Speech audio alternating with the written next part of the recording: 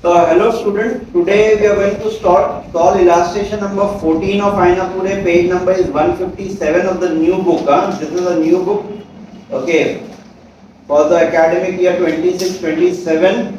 Okay, ये वाली book है. आगे ईयर भी बता देता हूँ. This has came in TYBAF November 2016 and CA Inter November 1988 adopted. Fine. यहाँ से इसका सोर्स है. आगे let's begin with and the summarize assets and liabilities of Opal Limited. Authorize दे रहा है. क्या दे रहा है? Authorize. Okay. अब यहाँ authorize दे रहा है ना everyone. तो जब तुम बैलेंस शीट बनाओगे ना, न्यू बैलेंस शीट बनाओगे, ऑथराइज दे रहा है, ऑथराइज लिखना कंपलसरी है. नहीं लिखोगे तो 1 मार्क्स इज गॉन. ठीक है. आगे अच्छा, लेकिन ऑथराइज का रूल पता है सबको. Authorise have got no accounting effects as such. उसकी कोई जर्नलिटी नहीं होती है और तक ना कोई अकाउंट, ना वो टोटली में लिया जाता है. ऑथराइज लिख के क्या करते हैं? क्लोज कर देते हैं. क्या करते हैं हम लोग? क्लोज. ओके ना everyone. Authorise has no accounting effects and खाली एक इंफॉर्मेशन है, वो लिखना जरूरी है. और ये तुम्हारी कंपनीज एक्ट की बैलेंस शीट है, वो मोर ऑफ इंफॉर्मेटिव है. मतलब it has to be very very much informative. जो लोग कंपनी से डील कर रहे हैं, they should be able to understand what the balance sheet में क्या क्या कंटेंट है, उसके कुछ डिस्क्लोजर्स के रूल्स है, वो बराबर फॉलो करना चाहिए. ठीक है. चलो आगे बढ़ते हैं. तो समराइज बैलेंस शीट. और एसेट्स एंड लायबिलिटीज दे रहा है. लायबिलिटीज में ऑथराइज्ड कैपिटल दे रहा है, इक्विटी शेयर, प्रेफरेंस शेयर दोनों दे रहा है. अब आ जाओ issued subscribe and paid up पे. 40,000 इक्विटी शेयर और ₹10 each. Okay, amount paid on each share is 7.50 per share. You can underline that 7.50 per share. मतलब ये जो इक्विटी शेयर है, ये फुल्ली पेड है या पार्टली पेड है एवरीवन? यस. क्या है? फुल्ली पेड है या पार्टली पेड है? पार्टली पेड है. ओके ना स्नेहा, वो ध्यान रखने का. क्या है वो? Partly paid. तो 2000 कितना percent? 9% preference share of 100 each fully paid up दे रहा है. अनसेक्योर्ड लोन है. अनसेक्योर्ड लोन के बाद में trade creditors, bank overdraft. This are your liabilities. Now offset side में गुडविल. ये मैंने क्या सिखाया था ये चैप्टर में? गुडविल एक बदनाम, मतलब ये एक बदनाम कंपनी है, खराब कंपनी है, इसका कोई नाम ही नहीं हो सकता. ओके, तो कुछ बोला और नहीं बोला, गुडविल को हमेशा क्या करते हैं? Right off. It is an intangible as well as a fictitious asset in the case of what? Internal reconstruction. आगे land and building, plant machinery, investment, stock, debtors. Okay, cash in hand, profit and loss. ये दो fictitious asset मिल गए हमको. एक goodwill मिल गया, एक profit and loss मिल गया. अब आ जाओ यहाँ पे dividend on preference share have not been declared for 2 years. ये बताओ मुझे, बैलेंस शीट के नीचे अगर कोई चीज आती है तो उसको क्या बोलते हैं हम लोग? अनरिकॉर्डेड. अगर पैसा मिलने वाला है तो अनरिकॉर्डेड एसेट है, और पैसा देना है तो अनरिकॉर्डेड लायबिलिटी है. अनरिकॉर्डेड लायबिलिटी के केस में एक सिंपल रूल मैंने सिखाया था. Unrecorded liability, if nothing is paid, no profit, no loss, no entry. But if anything is paid, तो फिर क्या आएगा? It is always a loss. और इसकी एक फिक्स स्टैंडर्ड एंट्री है. What is the entry? Capital reduction always debit. Capital reduction account debit. तुमने जो भी अनरिकॉर्डेड लायबिलिटी पे किया, कितने फॉर्म में पे कर सकते हैं? 4 चीज. या तो इक्विटी, या प्रेफरेंस, या डिवेंचर, या क्या. अगर तुमने इक्विटी दिया तो capital reduction to equity share. तुमने प्रेफरेंस शेयर दिया तो capital reduction to preference share. तुमने कैश दिया तो कैपिटल रिडक्शन टू कैश. अगर तुमने डिवेंचर दिया तो कैपिटल रिडक्शन टू डिवेंचर. एक भी आ सकता है, 2 भी, 3 भी, 4 भी. बट ये याद रहेगी, अनरिकॉर्डेड लायबिलिटी की एंट्री फिक्स है, स्टैंडर्ड है. चलो आगे बढ़ते हैं. फिर no provision has been made for sales tax liability of 9,600. अच्छा, ये दोनों पॉइंट बता रहे हैं कि अनरिकॉर्डेड है. कहीं बोल रहे हैं कि ये पे किया नहीं. जब पे करने बोलेगा तब हम देखेंगे. अभी फिलहाल हमको ये एक इंफॉर्मेशन दे रहा है कि भाई ये देना है. ठीक है, फाइन. वो हमने नोट डाउन कर लिया. आगे the foreign scheme of reconstruction have been approved by the court. The uncalled capital is to be called up in full and equity share to be reduced to 5 rupees per share. अब यहाँ पे चलो 1 by 1 करके we will finish, है ना? एक एक करके खत्म करते हैं. या रीड करते हैं पहले. Sales tax liability of 9,000 is to be paid immediately. Land building are to be shown in the balance sheet of the full market value of 2,20,000 and goodwill is to be written off. Trade creditor are consented for 25% of the remission of the liability on the condition that 25% of the net liability is to be paid forthwith and the balance is to be paid within 1 year. Investment is to be taken over by the bank in full settlement of their overdraft balance. Preference shares have agreed to give up their right for 2 years of preference dividend and accept 12 fully paid equity shares of ₹5 fully paid 12 fully paid equity share of ₹5 each for each fully paid preference. बहुत simple है. अगर आराम से करेंगे तो बहुत प्यार से और आराम से आएगा. Let's begin 1 by 1. पहले मैं सॉल्व करता हूँ, तुम देखो यहाँ पे. ए पहला इक्विटी शेयर क्या है, पार्टली पेड है, आया ना? Yes. तो अब चाहिए तो तुम final call to equity share capital and then bank to final call, या सीधा net effect, bank account debit to equity share capital. कोई बताएगा जरा नंबर ऑफ शेयर्स कितने हैं, इक्विटी शेयर्स के नंबर ऑफ शेयर्स कितने हैं? how many number of shares are there? 40,000 equity share है ना? Yes everyone, 40,000 into कितना रुपया पे करने का बाकी है? 2 रुपीस 50 पैसा। क्या करोगे? 40,000 into 2 रुपीस 50 पैसा करो, कितना होता है? 1 लाख होता है? 1 लाख होता है? Yes everyone, ओके ना? अब उसके बाद जब अब ये बताओ मुझे, अगर हमने कॉल करके पैसा ले लिया तो अब ये पार्टली पेड रहेगा या फुल्ली पेड रहेगा? फुल्ली पेड हो गया। 40,000 into 10 हो गया। यस एवरीवन, ओके, यहाँ पे 40,000 into 10 हो गया, तो दैट मींस व्हाट, ये फुल्ली पेड हो गया। फुल्ली पेड हो गया ना, तो 40,000 into 10 मतलब कितने का हो गया? ये 4 लाख, बराबर है? पहले 3 लाख था, अभी 4 लाख हो गया। अब क्या बोल रहा है कि ये जो शेयर है 10 रुपए का, 10 से इसको कितने पे लेके आओ? 5 पे। तो it is which entry, reduction या रिप्लेसमेंट? बोलो जल्दी, इट इज रिडक्शन और रिप्लेसमेंट? रिडक्शन है या रिप्लेसमेंट है? 10 रुपए का शेयर है, 5 पे लेके आने बोल रहा है। ओके, पढ़ो वहां पे, reduce to share of rupees 5, reduce to share of rupees 5 each, है ना? Reduce to share of rupees 5 each, बराबर ना? कहीं बोल रहा है कि face value remaining the same. मैंने तुम कितने बार सिखाया है कि अगर face value remaining the same आया तो देन इट इज रिडक्शन, नहीं तो otherwise it is which entry? Replacement entry. Okay, तो फेस वैल्यू पेड अप, जरा कहानी एक बार फिर से देखो प्लीज। ये है ओल्ड वैल्यू, ये है न्यू वैल्यू। ओल्ड वैल्यू है 10 और पेड अप भी अब 10 हो गया, बराबर है? यस। अब क्या होता है? Reduce to share of rupees 5 each, 5 पे लेके आना है, तो 5 पे लेके आने के लिए क्या करना पड़ेगा? ओके, 5 पे हमने 10 से किस पे लेके आ गए? 5। The value is getting changed, and when the value gets changed, so it is called as which entry? Replacement. If the value remains the same, so it is called as which entry? Reduction. बराबर? तो ये change हो गई, कितने से कम हो गया? 5। 5 into what? बताओ जरा कितना है? नंबर ऑफ शेयर 40,000, तो कितना होता है? 2 लाख। तो अब ये कैसे आती है replacement entry? Equity share capital account debit 40,000 into 10, बराबर है कितना है? 4 lakh. To equity share capital कितना? 40,000 into 5, बोलो 2 lakh, and 2 capital return. It easy, easy है एवरीवन? बोलो 40,000 into 5। अब ये बताओ ये कितने का हो गया? 5 रुपए का शेयर हो गया, बराबर है? 5 रुपीस का हो गया। तो इसलिए पॉइंट नंबर 1 ओवर, इसलिए point number 1 over everyone. Yes. अब उसके बाद पॉइंट नंबर 1 के बाद आगे क्या बोल रहा है? Point number second, point number second, sales tax liability of 9,000 to be paid immediately. Okay, अब कोई बताएगा मुझे यहाँ पे sales tax liability recorded on recorded unrecorded and actual amount paid is the law. वहां बोल रहा था बहुत से लोग क्या करते हैं मालूम है स्टूडेंट, सेल्स टैक्स लायबिलिटी 9,600 की है, पे किया 9,000, तो बोलेंगे 600 का फायदा हो गया। ऐसे ही सोचोगे ना तुम? सेल्स टैक्स लायबिलिटी कितनी है?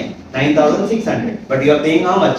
9,000, तो दैट मींस 600 का प्रॉफिट अगर रिकॉर्डेड होता तो। लेकिन since it is not recorded, it is unrecorded, and unrecorded का एक स्टैंडर्ड रूल है। What is the standard rule? Capital reduction account debit. क्या एंट्री आएगी? कैपिटल रिडक्शन अकाउंट डेबिट, बराबर है?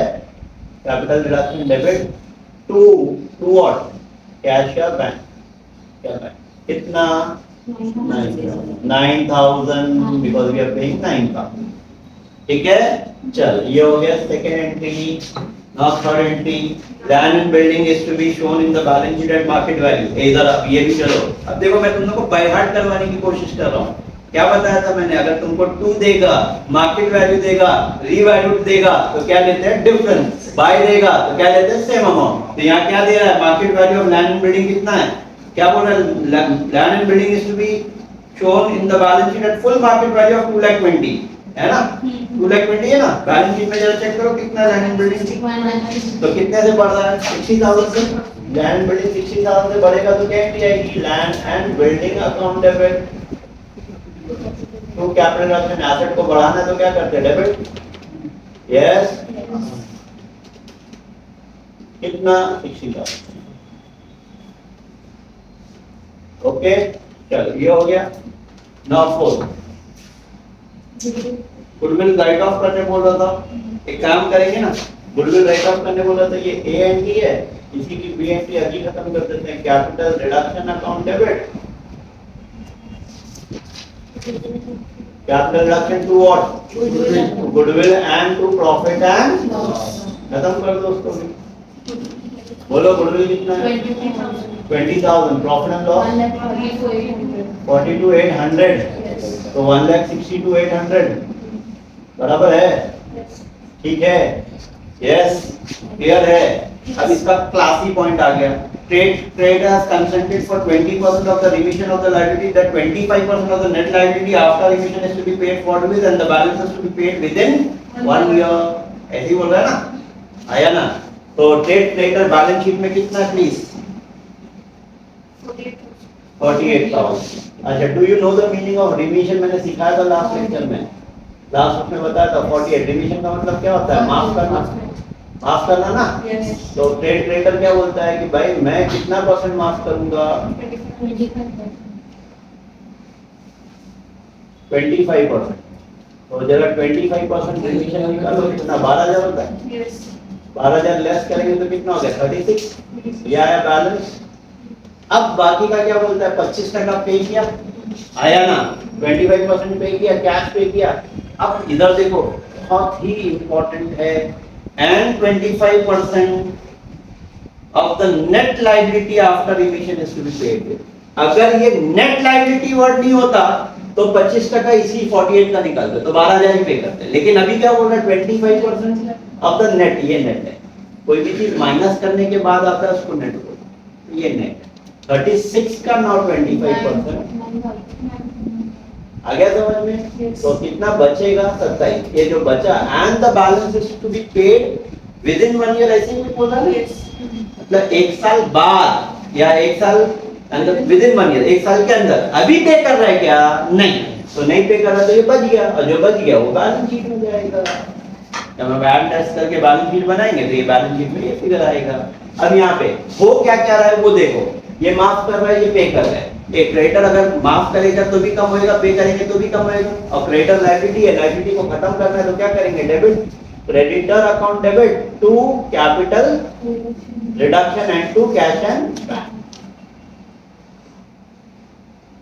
टू बैंक, या कैश एंड बैंक, या bank लिखने का एक हैबिट डालो प्लीज।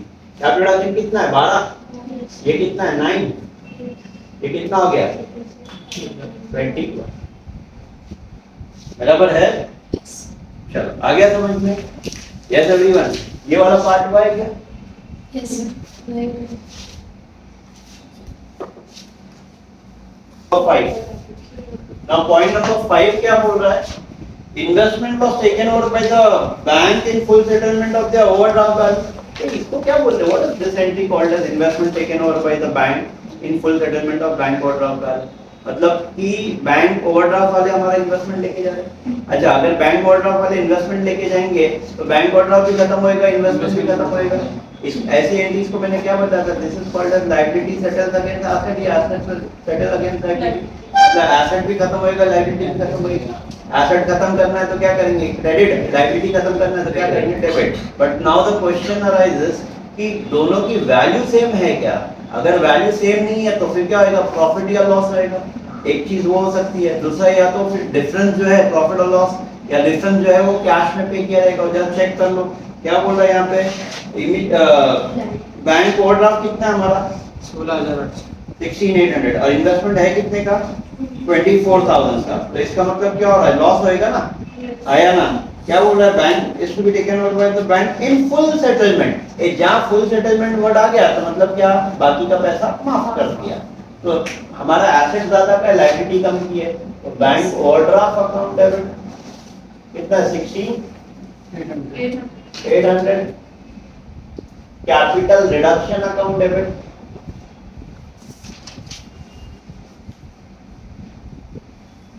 टू इन्वेस्टमेंट, बोलो कितना इन्वेस्टमेंट, 24,000। डिफरेंस निकालो,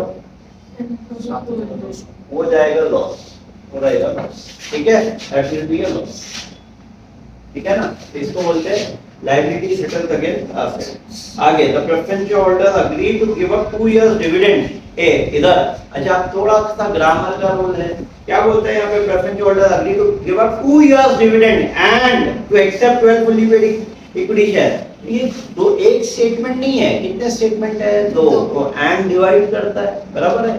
तो पहला वाला पार्ट क्या बोलता है कि प्रेफरेंस डिविडेंड उन लोगों ने क्या किया, प्रेफरेंस होल्डर्स लोग ने अपना प्रेफरेंस डिविडेंड माफ कर दिया, तो वो तो वैसे भी अनरिकॉर्डेड लायबिलिटी है। तो अनरिकॉर्डेड लायबिलिटी, नो प्रॉफिट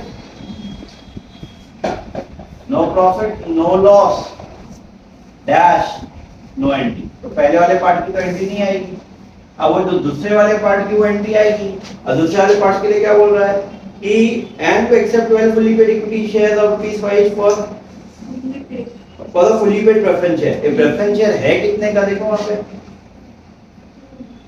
हाँ कितना है, and to accept 12 fully paid for of ₹5 for each preference share। तो यहाँ पे ना एक वर्किंग आएगा, held और इशू, held and यहाँ पे भी एक वर्किंग आएगा। क्या बोल रहा है, पढ़ो वहाँ पे, ये हमने reduction of preference share chapter S5 में सीखा था।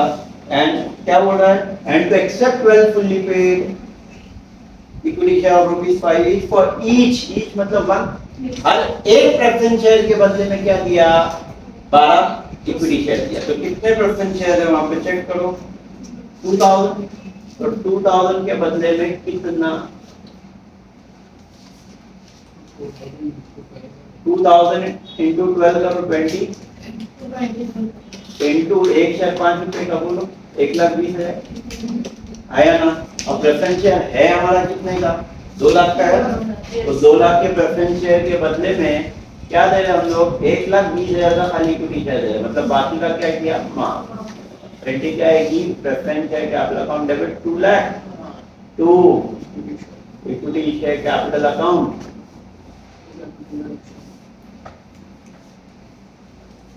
कितना, 1,20,000 एंड 2 कैपिटल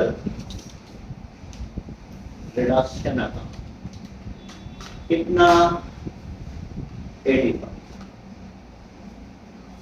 कितना, बराबर है। I think so this finishes of your problem.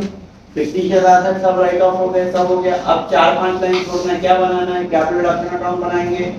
Okay, पूछा है कि फेयरली कैपिटल रिडक्शन अकाउंट नहीं, तो रफली बनाएंगे, रफली बना के कैपिटल रिडक्शन बना के क्या निकालोगे, डिफरेंस निकालो, और जो डिफरेंस आएगा वो कहां जाएगा, कैपिटल रिजर्व में जाएगा, और डिफरेंस आ रहा है ये प्रॉब्लम में, निकालो सब लोग first, and then we will make the balance sheet. I will do the balance sheet again, how to make, ठीक है। तो बनाओ फर्स्ट, यहां तक पहुंचो, 5-6 लाइन छोड़ो, कैपिटल रिडक्शन बनाओ and get me the difference, difference निकालो।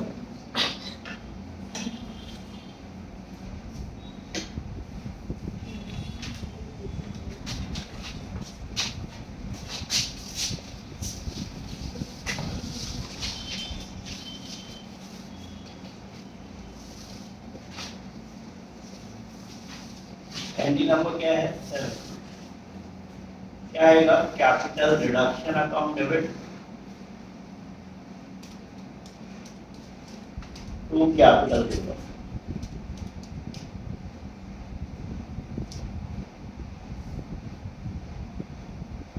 ठीक है, तो आ गया डिफरेंस हम लोगों को, कितना आ रहा है difference, how much the difference is coming as 1,72,400, 1 lakh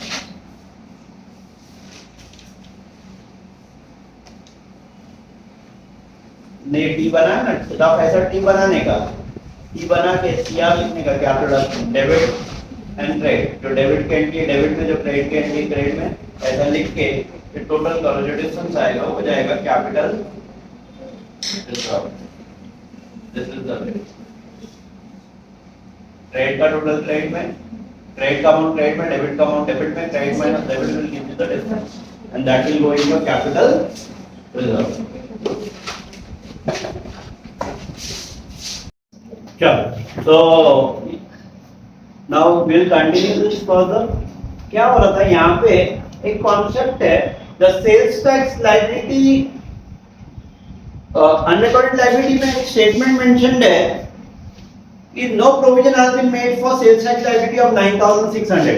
ये 9600 रुपए की सेल्स टैक्स लायबिलिटी है। ओके, 9600 की सेल्स टैक्स लायबिलिटी है जो उसका कोई प्रोविजन नहीं करके रखा है, मतलब it is N unrecorded liability, everyone knows this, बराबर ना? 9600 है। अब यहाँ पे क्या बोल रहा है, the sales tax liability of 9000 is to be paid immediately. देखो क्या होता है, हमारा सॉल्यूशन थोड़ा सा डिफरेंट है, आईनापुरे का सॉल्यूशन थोड़ा सा डिफरेंट है। वो एक अजम्पशन पे है, हमने अज्यूम किया कि जैसे सेल्स टैक्स ऑफिसर ने बोला रहेगा कि भाई तुम 9000 पे कर दो और बात खत्म, तो बात खत्म हो गई। तो whenever you pay an unrecorded liability, the entry is capital reduction to bank account. We have passed the entry with 9000, हमने ये एंट्री पास की, capital reduction account debit to bank account on the assumption ये final settlement, ये final settlement है। क्योंकि अक्सर ऐसा होता है इनकम टैक्स में, सेल्स टैक्स में, ऐसा जो ऑफिसर रहता है वो बोलता है या डिमांड इशू करता है कि भाई इतना दो और खत्म करो, तो हम ये अज्यूम कर रहे हैं कि इतने में सेटल हो, ठीक है ना? अब ये हमारा सॉल्यूशन है। आईनापुरे वाले लोग क्या अज्यूम कर रहे हैं कि 9600 की टोटल लायबिलिटी है, जिसमें से 9000 अभी इमीडिएटली पे कर रहे हैं, मतलब बाकी का भी पेएबल है, बट बाकी का अभी नहीं, फ्यूचर में पेएबल है। अब फ्यूचर में भी सवाल ये उठता है कि आने वाले 1 साल में या उससे ज्यादा, तो नेचुरली ये छोटी लायबिलिटी है तो ये 1 साल से ज्यादा नहीं चलेगी, विद इन 1 ईयर में पे होगी, तो देयरफॉर वो शॉर्ट टर्म प्रोविजन में आएगा। तो लोगों ने क्या किया, पहले तो ये अनरिकॉर्डेड लायबिलिटी को रिकॉर्ड किया तो क्या एंट्री आएगी, capital reduction account debit. This is the Ainapure का सॉल्यूशन, जिसे हम करेंगे कैपिटल रिडक्शन अकाउंट डेबिट। कि इसमें थोड़ा सा आंसर में हमारे फर्क आएगा, capital reduction account debit to provision for tax, provision for sales tax liability, sales tax liability कितना 9600, ये पहले प्रोवाइड किया, और जब पे किया तो provision for sales tax liability account debit to bank account कितना 9000। तो अब इससे क्या होता है, जब बैलेंस शीट बनेगी ना, अभी एक तो कैपिटल रिडक्शन में 9600 गया और हमारा कैपिटल रिडक्शन में 9000 गया, इससे हमारे कैपिटल रिडक्शन में फर्क आ गया। हमारे हिसाब से 1,73,000 हो गया और उनके हिसाब से 1,72,400 हो गया। तो पहला तो ये एक सॉल्यूशन में डिफरेंस आया, बराबर है। और दूसरा, जब बैलेंस शीट बनेगी तो हमारे इसमें तो सब चीज कैंसिल हो गया नेट। अब इसमें क्या रहेगा, capital provision for sales tax liability या 9600 क्रेडिट है, 9000 डेबिट है, तो कितना डिफरेंस बचा, 600 रुपया। 600 रुपया क्या बचा, क्रेडिट बचा। क्रेडिट बचा तो नेचुरली कहाँ जाएगा, लायबिलिटी में जाएगा, और लायबिलिटी में कहाँ जाएगा, शॉर्ट टर्म प्रोविजन में जाएगा, आ जाएगा आईनापुरे के सॉल्यूशन के हिसाब। और हमारे सॉल्यूशन के हिसाब से तो हम तो सीधा पे करके, मतलब शॉर्ट टर्म प्रोविजन नाम की कोई चीज नहीं है। Is that clear? So that's the difference which I am explaining. दोनों करेक्ट है अपनी जगह पे, मैं ये नहीं बोल रहा हूँ कि that solution is wrong, कि because वो एक on the assumption कि 9000 अभी पे के बाकी आने वाले 12 महीने में पे कर, हम ये अज्यूम कर रहे हैं कि सेल्स टैक्स ऑफिसर ने बुलाया, बोल दिया 9000 पे कर दो बाकी, ठीक है। चलो नाउ बैलेंस शीट बनाया तुम लोगों ने, let's make the balance sheet. तुमने बैलेंस शीट वो बनाया ना, इक्विटी एंड लायबिलिटी, उसमें share capital, then reserves and surplus, then non current liability, sorry non current liabilities में long term borrowing, long term provision आता है। फिर करंट लायबिलिटी, उसमें क्या आएगा, short term borrowing, short term provision, और बीच में ट्रेड पेएबल एंड अदर्स, बराबर है। एसेट साइड में नॉन करंट एसेट, उसमें property plant and equipment, then non current investment, then others. फिर करंट एसेट में क्या आता है, करंट इन्वेस्टमेंट आता है, इन्वेंटरीज आता है, ट्रेड रिसीवेबल आता है, कैश एंड कैश, ये फॉर्मेट याद होना चाहिए। चलो नोट्स को हम रेडी करते हैं अपने लोग।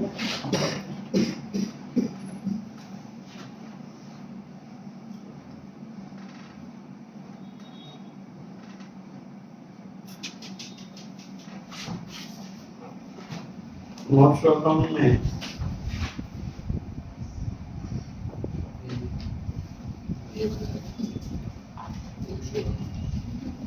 चल पहला है शेयर क्या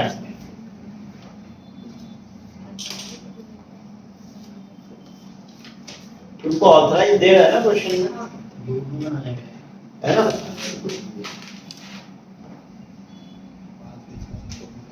share capital authorise is given, authorise as it is given. चलो बोलो authorise capital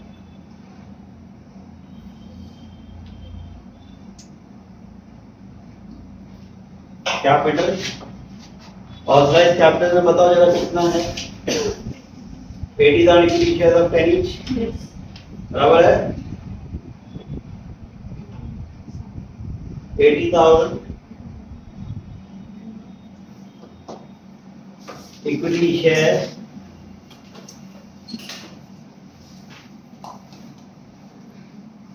of rupees 10 each reduced to share of rupees 5 each as per the scheme by scheme of reconstruction। ये बताना जरूरी है, लेकिन अब वो चेंज हो चुका है ना। Reduce to shares of rupees 5 each by scheme of reconstruction। Scheme of reconstruction, ठीक है।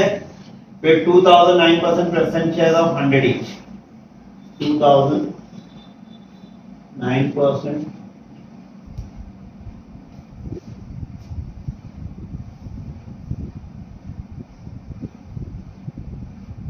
of rupees 100 each. ये कितना होता है? 80,000 इंटू 5 करो, कितना होता है? 4 लाख। और ये 2000 इंटू 100 करो 2 लाख। और ये लिख के अंडरलाइन कर दो प्लीज और टोटल कर लो। और ये टोटल हम क्या करेंगे? बैलेंस शीट में नहीं लेंगे। We are not going to take this total in the balance sheet, this is just a working, ठीक है। और बस रिपीट करा, ये सिर्फ एक वर्किंग, सिर्फ एक वर्किंग।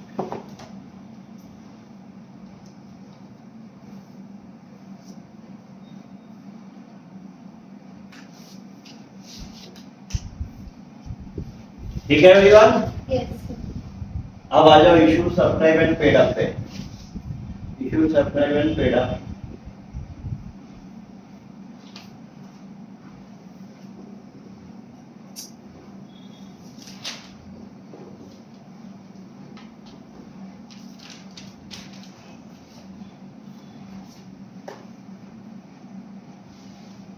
ये हो गया everyone?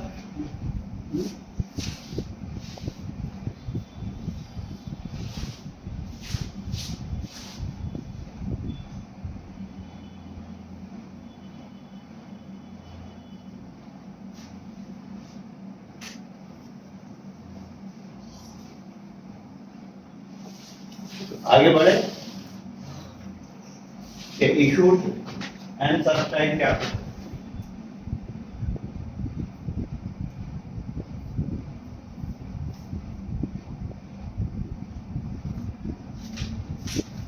Issued and subscribe capital बोलो। अब issued and subscribe capital check करो। बैलेंस शीट में कितना है इक्विटी शेयर? कैलकुलेट रेडी रखो। 3 लाख है ना? Yes. फिर पहली एंट्री में इक्विटी शेयर क्रेडिट हुआ 1 लाख, तो क्या आ जाएगा? 4 लाख। 4 लाख क्रेडिट से 4 लाख डेबिट आया ना? क्या आंसर? और नया इक्विटी शेयर अब कितना आया 2 लाख, कैसे पे 2 लाख लिख के रेडी रखो, 2 लाख वो आया। फिर उसके बाद में हमने प्रेफरेंस शेयर को इशू किया, कितना देखो 1,20,000, तो 2 लाख प्लस 1,20,000 कितना होता है 3,20,000 आया, 3,20,000 डिवाइड बाय 5, 3,20,000 डिवाइड बाय 5 करो, आ गया 64,000। तो नंबर ऑफ शेयर कितने 64,000 share of rupees 5 fully paid up, fully paid up, ये लिखा। अच्छा अब यहाँ पे तुमने याद है प्रेफरेंस शेयर्स को इधर एवरीवन ये समझा कैसा आया, फिर से एक बार बताऊं, रेड कैलसी रेडी रखो। ओके पहला बैलेंस शीट में जाने का, बैलेंस शीट में इक्विटी शेयर कितना है 3 लाख है, क्रेडिट है ना, एंडिंग नंबर 1 में देखो इक्विटी शेयर क्रेडिट है 1 लाख है ना, क्रेडिट ट्रेड ऐड हो गया 4 लाख हो गया, और उसी के नीचे 4 लाख डेबिट इक्विटी शेयर देखो क्रॉस मार्क करते जाओ जो हो रहा है, तो ये हो गया कैंसिल, तो ये तो पुराने वाले गए, अब नया वाला उसी के नीचे क्रेडिट में 2 इक्विटी शेयर है 2 लाख, वही एंट्री में जाए equity share 4 lakh 2 equity share into capital, तो 2 लाख है ना वहां पे, तो 2 लाख कैंसिल पे लिखो, वो लिखा बराबर है। फिर प्रेफरेंस शेयर को देखो वहां पे प्रेफरेंस डिविडेंड के नीचे नो प्रॉफिट नो लॉस के नीचे preference share capital account debit to equity share into capital account कितना 1,20,000 है ना, वो 1,20,000 ऐड करो तो 2 लाख प्लस 1,20,000 कितना होता है बाबा 3,20,000, एक कितने शेयर कितने रुपए का 5 डिवाइड करो 5 पे, तो 64 ऑन इक्विटी शेयर और 5 फुली पेड। अच्छा अब ये इधर सब लोग इधर प्रेफरेंस शेयर को हमने क्या दिया, क्या मतलब प्रेफरेंस शेयर कैंसिल के बदले में क्या दिया इक्विटी शेयर दिया, कितना 1,20,000 का, 1,20,000 को 5 से डिवाइड करो जरा please, 1,20,000 divide by 5 divide by 5 24,000 of the above, note लिखना जरूरी है, of the above 24,000 shares are issued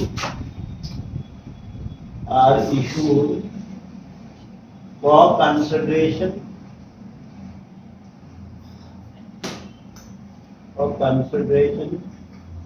other than cash, of the above 24,000 shares are issued for consideration other than cash, बराबर है।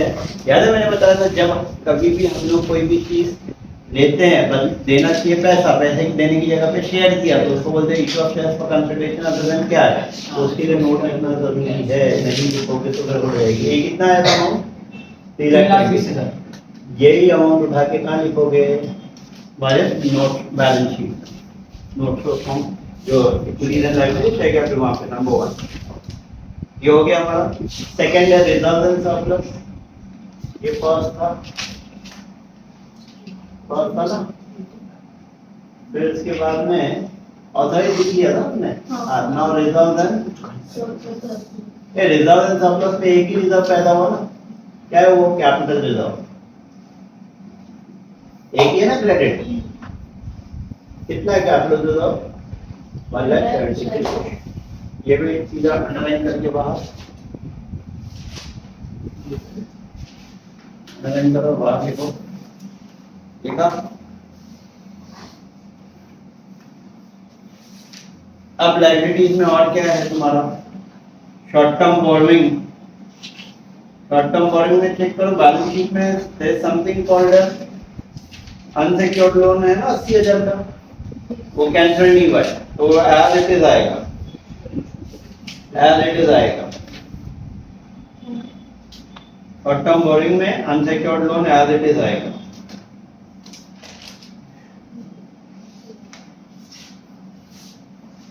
एज इट इज आएगा, आया समझ में। अब उसके बाद में आ जाओ ट्रेड पेएबल, ट्रेड पेएबल क्या में क्या है, क्रेडिटर है ना, कितना है 48 है, कैलसी पे लिख के रखो 48, जिसमें से डेबिट कितना है 21, 48 में से 21 माइनस करो क्या बचा 27, तो 27 डायरेक्टली जाएगा ना, तो जरा स्टेट पेबल ब्रैकेट में क्रेडिटर लिख दो और 27 डायरेक्टली लिख दो। याद है मैंने वहां लिखा है भी था बैलेंस शीट पोजीशन में, मैं बताऊं जो बैलेंस बचेगा वो वहां पे जाएगा। ये लिख दिया, बराबर है। तो ये हो गया हमारा लायबिलिटी साइड, मेरा लायबिलिटी साइड इज ओवर। ये हो गया सबका, ये नोट्स ऑफ अकाउंट कितना पार्ट हो गया। अब आ जाओ एसेट साइड।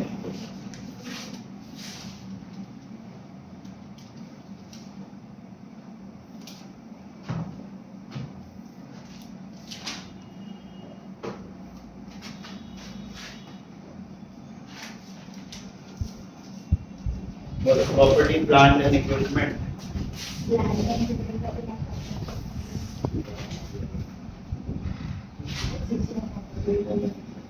प्रॉपर्टी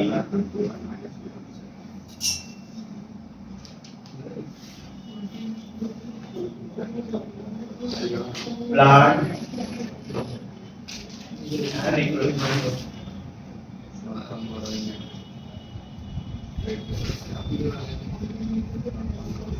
इक्विपमेंट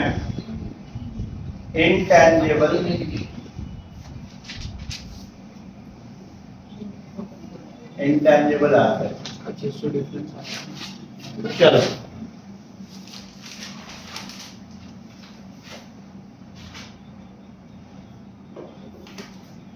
उसमें पहला है land and building. Land and building कितना है, बैलेंस शीट में कितना है 160, जनरलिटी में कितना है 60, तो क्या आ जाएगा 220 ऐड करेंगे, बराबर है। फिर plant and machinery, plant and machinery balance sheet में कितना है,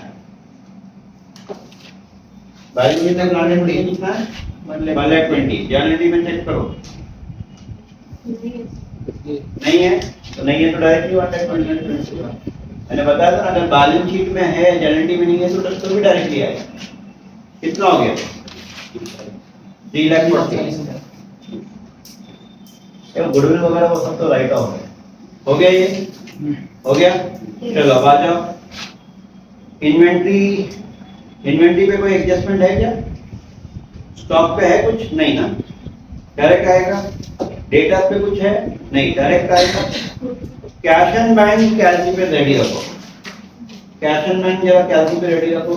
कैश इन हैंड 6000 है ना, फिर एंट्री नंबर 1 में बैंक बैलेंस है 1 लाख ऐड करो। 2 में है नहीं, 3 में है नहीं, 4 में है ना 9000 लेस करो, 9000 लेस करो। फिर उसके बाद में फिर वापस से 9000 लेस करो क्रेडिटर का।